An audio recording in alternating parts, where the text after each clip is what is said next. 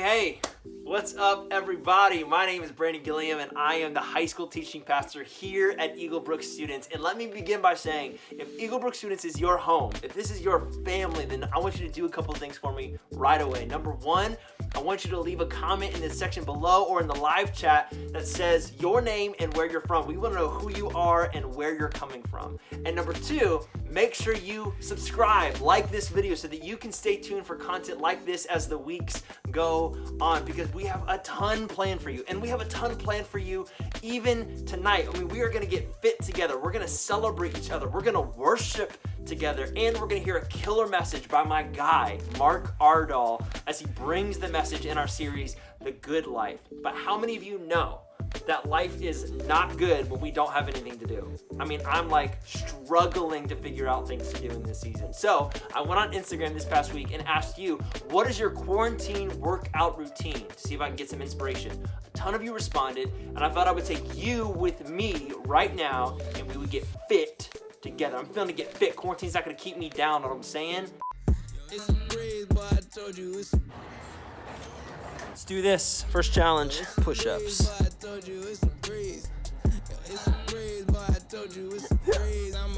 Yeah, one.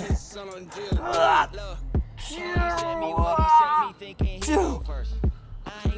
Shouting help? Get up, get up, get up, get up. Lifting heavy weights. Not gonna want to use your back for this one. That's it. See that form? I don't want to be too beefy. I just want to be toned. One of my favorite workouts, the trampoline. This next one is boxing. I don't want to hurt anybody because of my just sheer strength. I have a pretty unorthodox way of cut. Don't use that one. Don't use that one. This next one is one that I knew about this one for a long time. You might not have heard of it. Called Tabata. This one's called the Tab workout. Just want to be sure that I know the right. I mean, I know how I do it, but I just want to make sure that it's what everyone else knows too. TABA. Now, if you want to get a six-pack, you got to give me 7 minutes. So lift the legs up and make big circles up and to the left. All right, this next one seems pretty experimental, but let's give it a shot.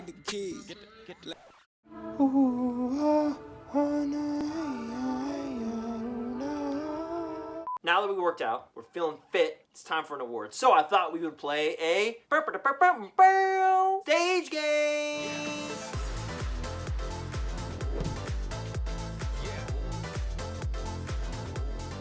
We went on Instagram this past week to ask you a few questions. Question number one, how early are you waking up? Thought we'd give an award away for the earliest bird. And we also asked the question, how late are you staying up? We're not forgetting about you night owls, okay? The Night Owl Award. For our first award, going to somebody who woke up at 5 a.m. There's no school to wake up for. There's nothing to wake up for except motivation. And that first award is going to our good friend, Savannah.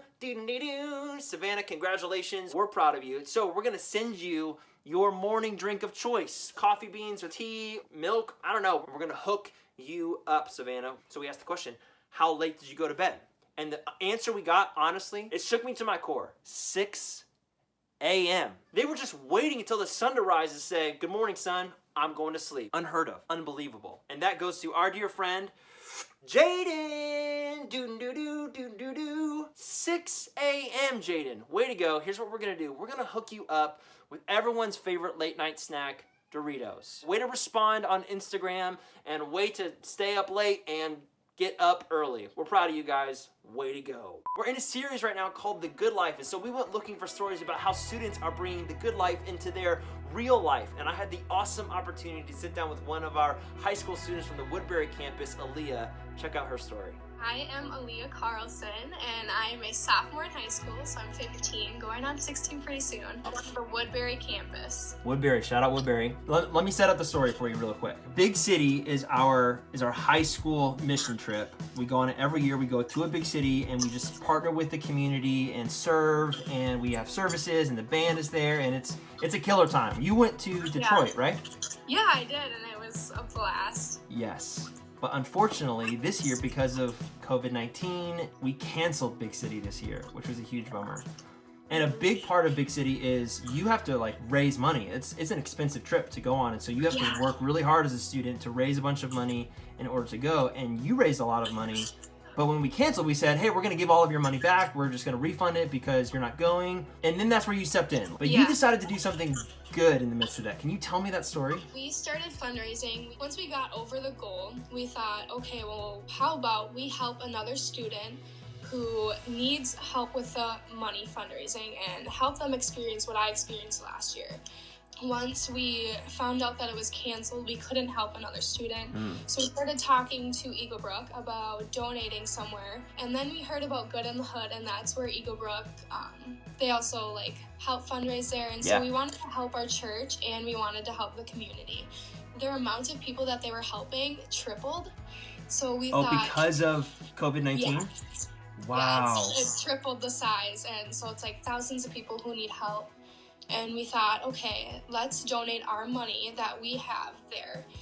And so the first thing that it said was that they were dedicated to changing lives together with simple acts of kindness. And I thought, this is a simple act of kindness because people are helping me, but I want to help people and reach them through Christ. And my family and I are going to look at how much money we actually raised, but we're looking around $800, maybe more. So what? Yeah, oh my word. That is a ton of money, man. But that is an example. To me, that's an example that students can do anything.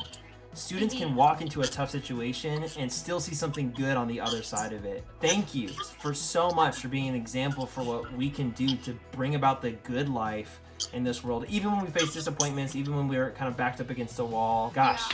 Thank you so much. Thank you so much for all of you who are following along on Instagram. Thank you to our winners. Next week's stage game is a trick shot challenge, and here's how you can enter. All you have to do is record yourself making the most epic trick shot imaginable and then send it to us. You can do that by DMing us on Instagram your video, or you can email us your video at students@eaglebrookchurch.com. Send us your entries and we will compile them and then choose a winner for next week. It's going to be epic. But right now, we got to get ready for the message because Mark is going to bring a great message. And one thing that we have to remember in this season where things are different and times are changing is that the good life is still possible. And part of the reason life can still be so good is because God has been so good to us. And very recently, our church just came out with a song called Good to Me. It's all about God's goodness to us. And I got to sit down with the writer of that song to hear a little bit of behind the scenes of what went on in his heart and in his mind as he was putting it down on paper so that we could sing it and worship together. So let's check out that conversation right now.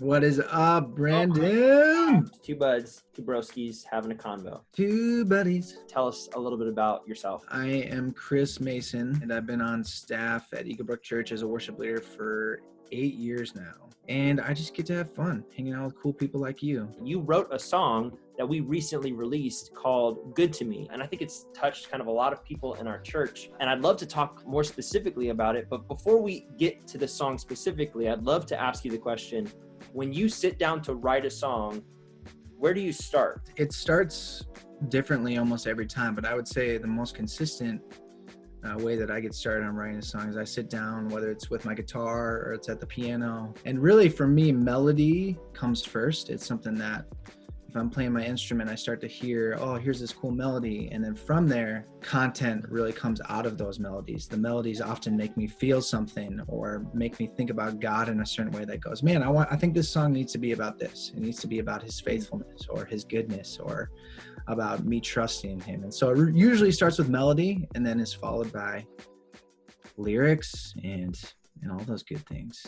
Man, that's so cool. So for Good to Me, tell us that story. Tell us what inspired you to write that song. It's almost been a year since I actually wrote the song, in the middle of a season where I was experiencing full-on anxiety and fear and doubt in life. And honestly, a season where my circumstances in life weren't great, which is the season that we're in right now, where we're in this confusing season that is filled with anxiety and fear and doubt. And I was just in the middle of that. But somehow, some way, even in the midst of feeling all those things, I just knew to my core that God was good. And so I wanted to put to words that tension of life, of how God is with us in different seasons, and how he's good through it all, regardless of what we feel, regardless of our circumstances. He is good day after day. And so that's how it started. I was just like in my basement right here, like where I'm talking to you right now is where I wrote this song. Whoa, And that's crazy. it was like raining outside and it was dark in this room, and I just started playing the piano and this song just came out.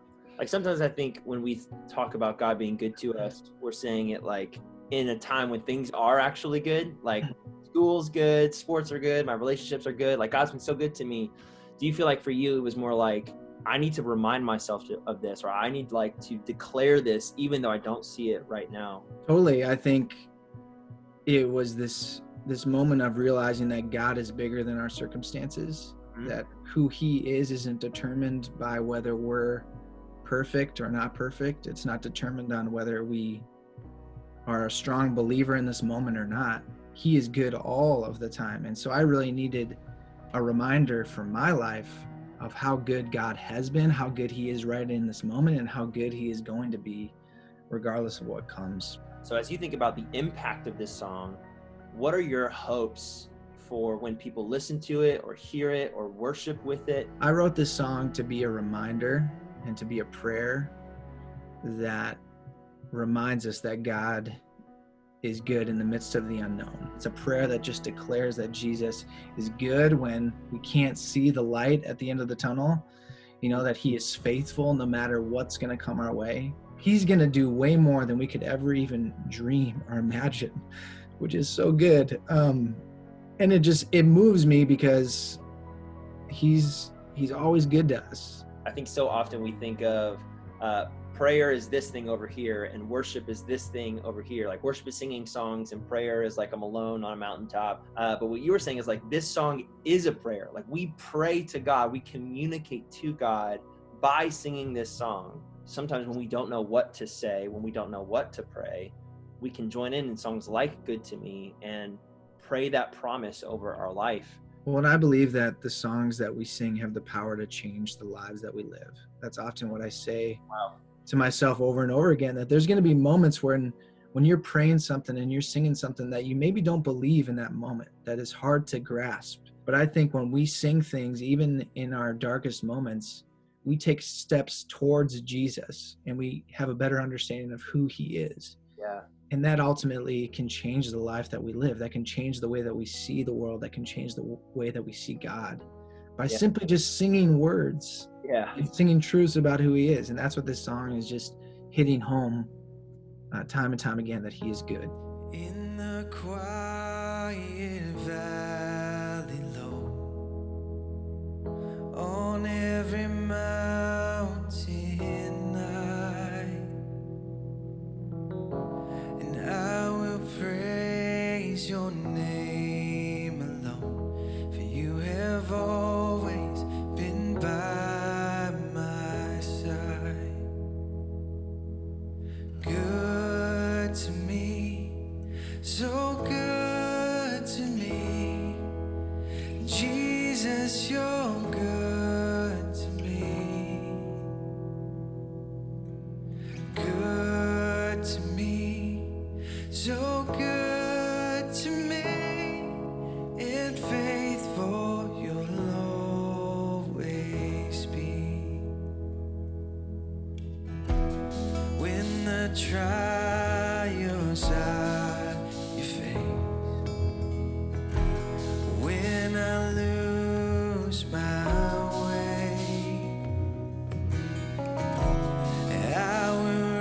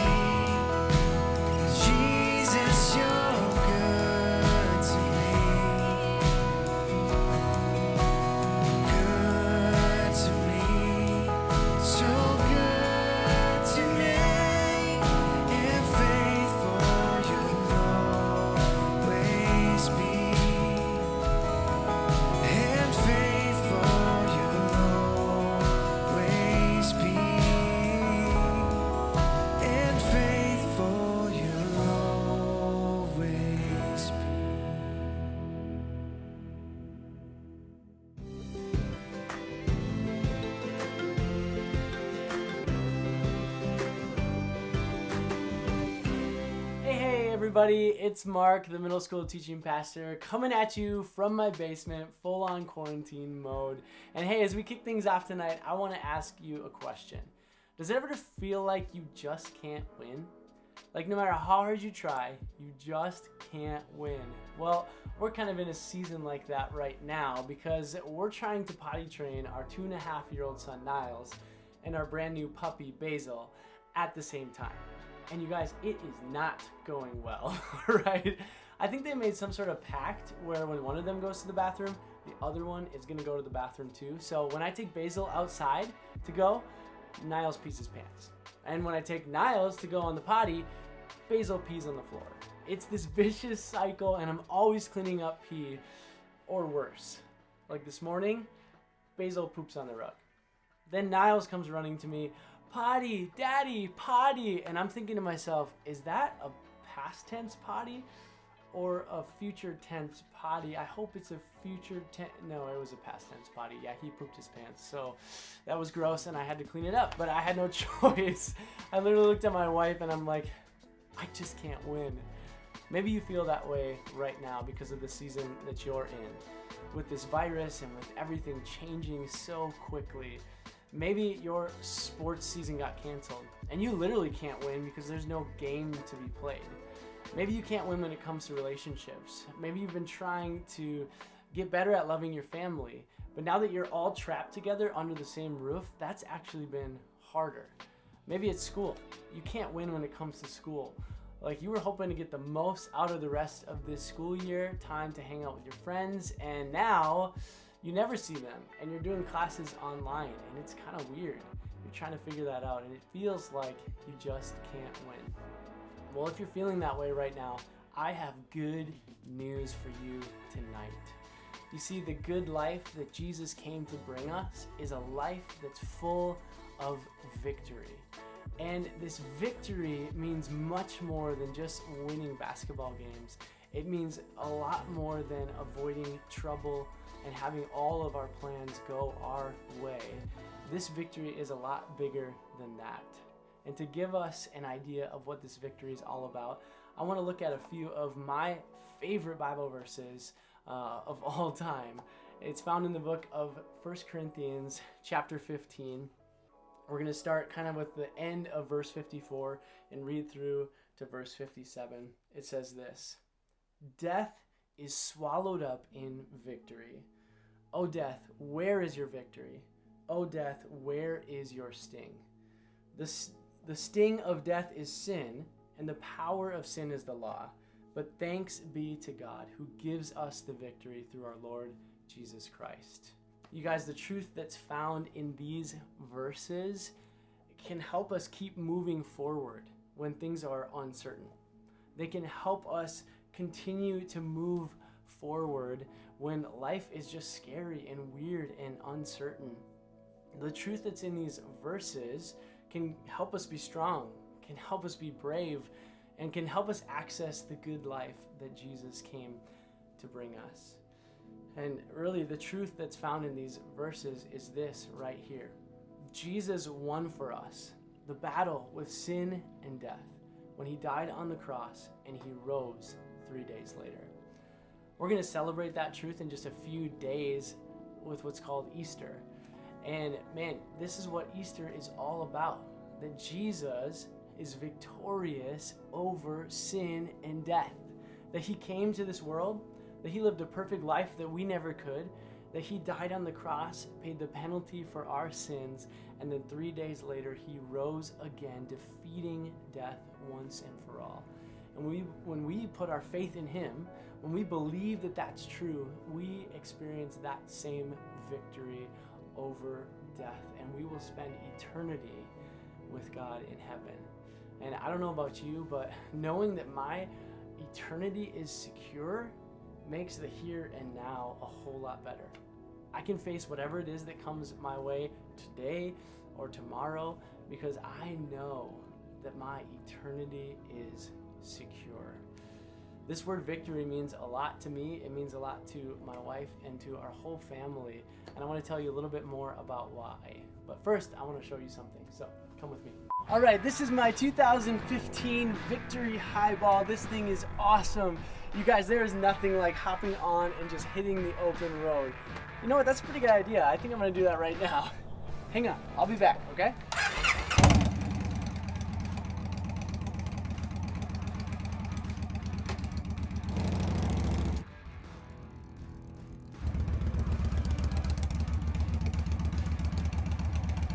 Like I said, victory means so much to me because of my faith and because of my wife and her family. They really were the ones that got me into riding motorcycle. Sam's dad was a big Victory motorcycle fan, and his Victory was one of the first motorcycles that I ever rode, and I just really fell in love with it after that. But sadly, I never got a chance to meet Sam's dad because in 2007, he passed away in a trucking accident. Sam was asleep in her dorm room when somebody came pounding on the door in the middle of the night, and when she answered it, it was her neighbor who drove all the way there to pick her up and to let her know that her dad had passed away just a few hours ago. And so Sam went home, and it was right around Thanksgiving break, so we didn't see her for a little while. But of course we wanted to see her and we wanted to support her, so a bunch of us piled into cars and we drove there for the funeral. And that funeral really had a big impact in my life because something that was so sad, something that was so tragic, something that turned Sam's life upside down, turned the lives of her family members upside down, became this celebration of Mike's life, but also this celebration of the fact that he had victory over sin and over death because of his relationship with Jesus. That wasn't the end for him. In fact, it was only the beginning of spending eternity with God in heaven.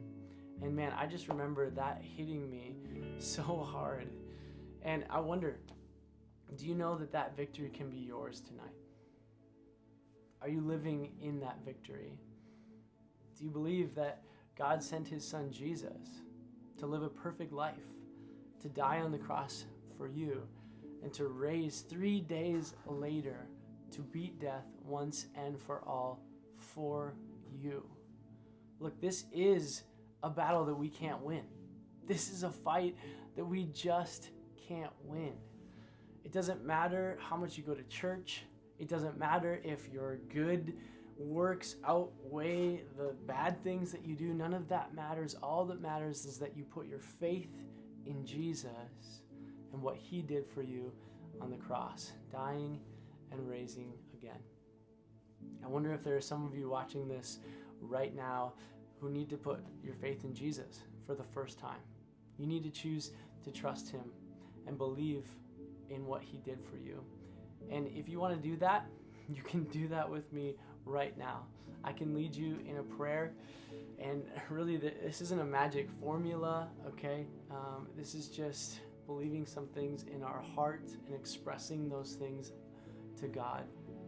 So if you want to live in that victory, if you want to put your faith in Jesus, will you pray with me right now? God, thank you so much for sending your son Jesus to die for my sin. I believe that he died on the cross. I believe that 3 days later he rose, defeating death once and for all. And God, I believe that I can have victory over sin and death because of what Jesus did for me. God, thank you for loving me. Thank you for saving me. I am committing my life to you from this moment forward. Help me to live in this victory from this day on. I pray this in Jesus' name. Amen.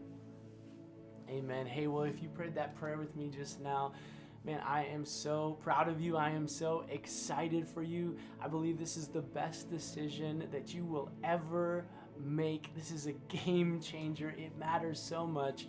And hey, if you made this decision, we'd love to know that so that we can be praying for you. And we also have some resources that we want to send to you. And so if you would, just text LIFE to 555-888. Text LIFE to 555-888 and just respond with your name when it asks for that. and we'll be able to send you some things to help you as you start this new relationship, this new journey with Jesus. But really the bottom line is, man, I am just so excited for you, and just so glad that you made this decision tonight. All right, well, as we wrap up, just a couple more things. If you need prayer, feel free to hit us up on Instagram. You can just drop us a DM and we'll be sure to be praying for you. But if you don't have that, you can email us, students@eaglebrookchurch.com. You can also join a small group by emailing us as well. So there it is. All right, I hope you guys had a great time with us tonight, and we will see you next week.